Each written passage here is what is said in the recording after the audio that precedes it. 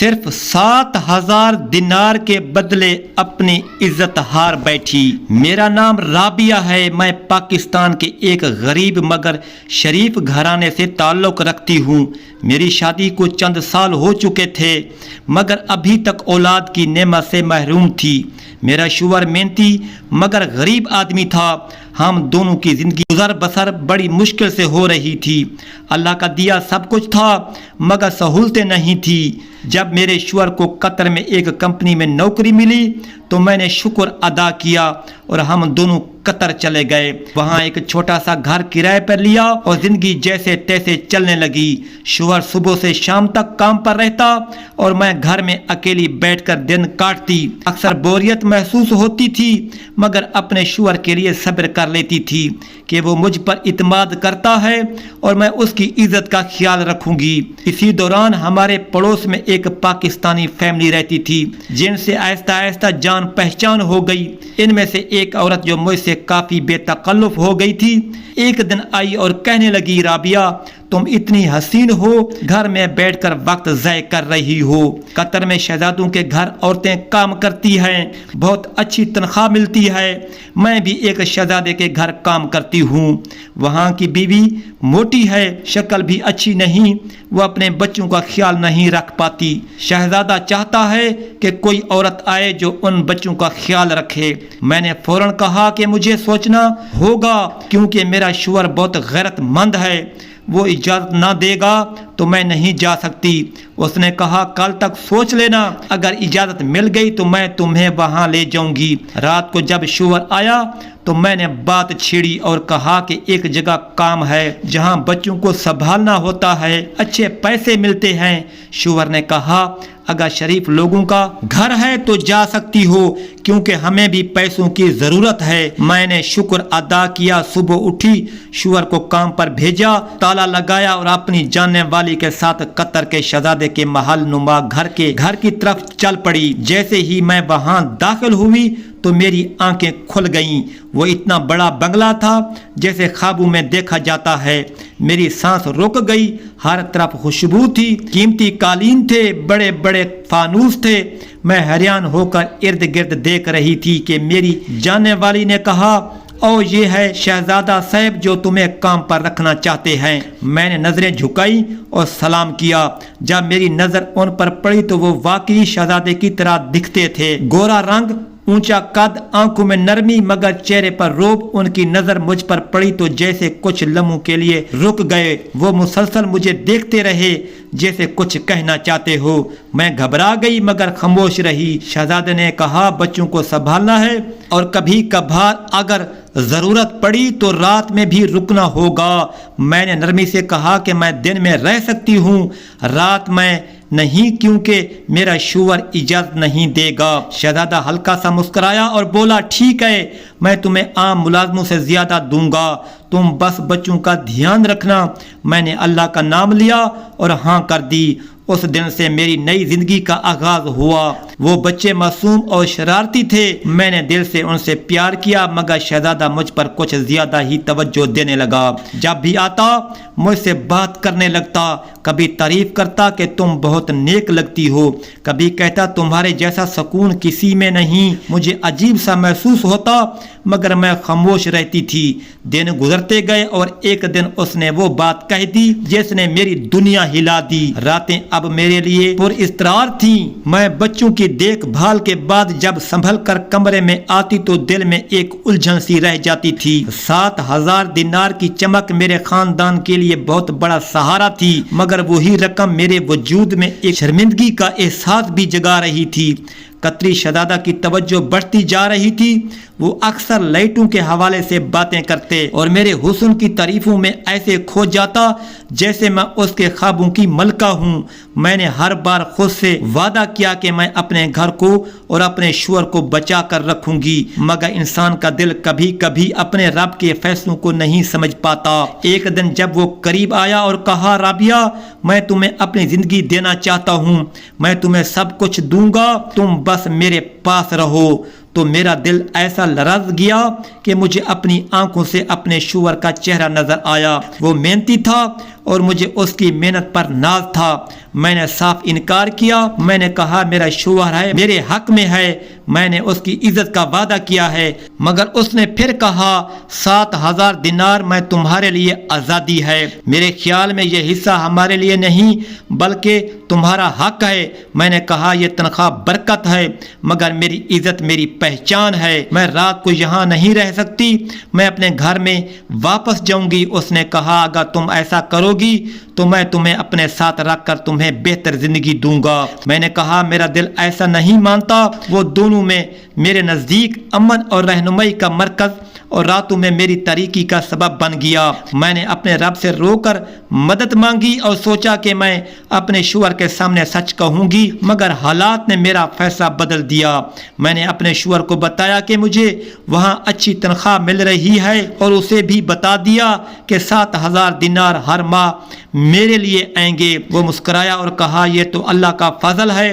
میری آنکھوں میں خوشی تھی مگر دل کی گہرائی میں ایک خراش موجود تھی۔ ایک دن جب شہزادہ حسن و جمال کی بجائے اپنی خواہشوں کا اظہار کرنے لگا تو میں نے سختی سے انکار کیا۔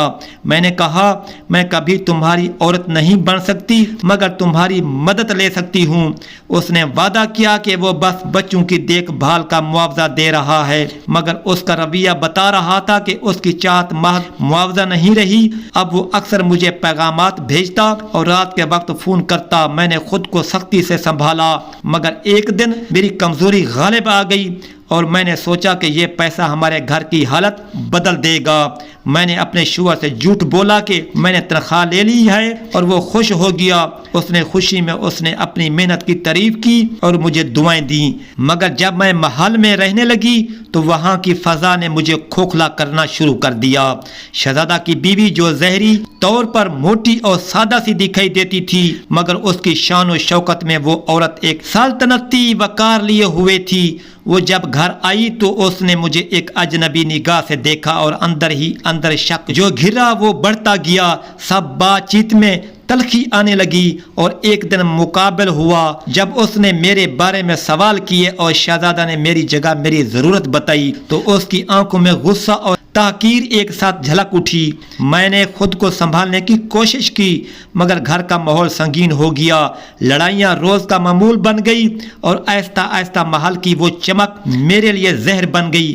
ایک رات جب محل میں سخت تکرار ہوئی تو بیوی نے مجھے برا بھلا کہا اور گھر کا دروازہ کھول کر مجھے باہر نکالنے کی دھمکی دی۔ میں نے شرمندگی سے سر جھکا لیا اور سوچا کہ میں نے اپنی عزت بیچی ہے اور اس عزت کی قیمت 7,000 دینار ہے۔ وہ رات میں رابعہ کے لیے ابدی سکوت جیسی تھی۔ میں نے جلدی سے اپنا سامان جمع کیا اور باہر کی سڑک پر کھڑی ہو کر اپنے شوہر کا چہرہ یاد کیا جو اس وقت اس قصبے میں محنت کر رہا تھا اور مجھے اس کی سادگی اور خلوص پر ہمیشہ فخر رہا تھا۔ میں نے اپنے آپ سے کہا کہ واپس جاؤ اور سچ بتاؤ مگر رات کے سناٹے میں میرا حوصلہ ٹوٹ چکا تھا۔ میں نے سوچا کہ لاکھ بے بسی کے پیچھے اگر میں واپس جاؤں گی تو میرے شوہر کا دل ٹوٹ جائے گا۔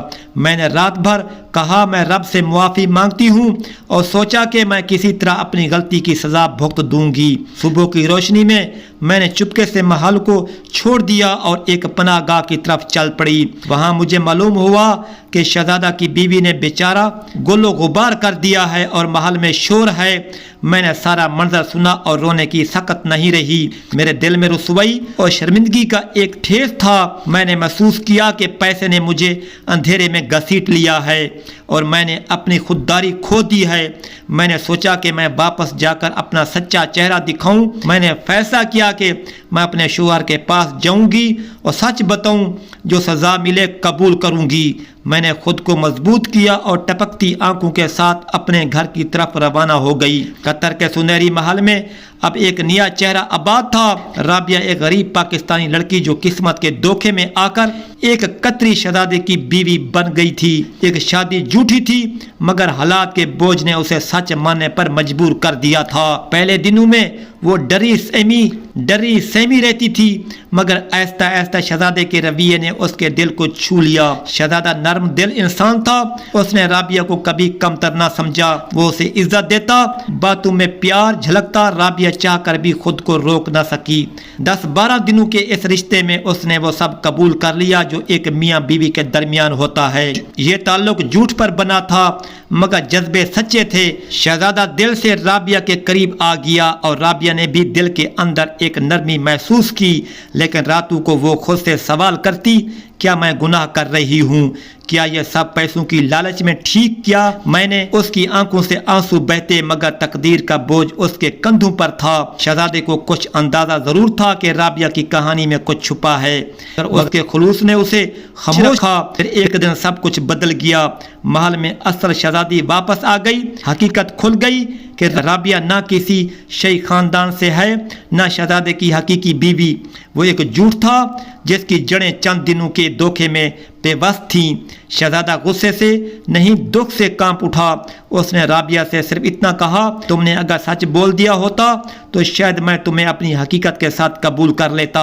राबिया खामोश रही, आंसू बहाते हुए बोली, मैंने गुनाह किया है शहजादे। पैसों की लालच में मैंने अपनी सच्चाई खो दी, लेकिन दिल से तुम्हें धोखा नहीं दिया। शहजादा नजरें झुकाकर बोला, शायद तुम्हें खो देना ही तुम्हारी सजा नहीं, मेरी सजा भी है।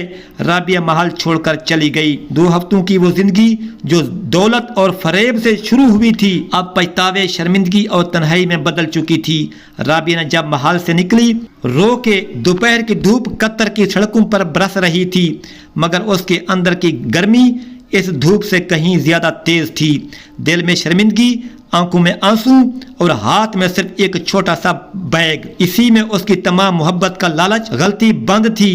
टैक्सी के शीशे से बाहर देखते हुए वो सोच रही थी, मैंने क्या पाया? कुछ दिनों की आसाइश या सारी जिंदगी का दुख? उसका दिल चाह रहा था वो वक्त पलट जाए जब वो अपने शरीफ शुवर अहमद के साथ एक छोटे से घर में रहती थी, जहां गुर्बत थी मगर सुकून भी था, जहां फाके थे मगर इज्जत भी थी।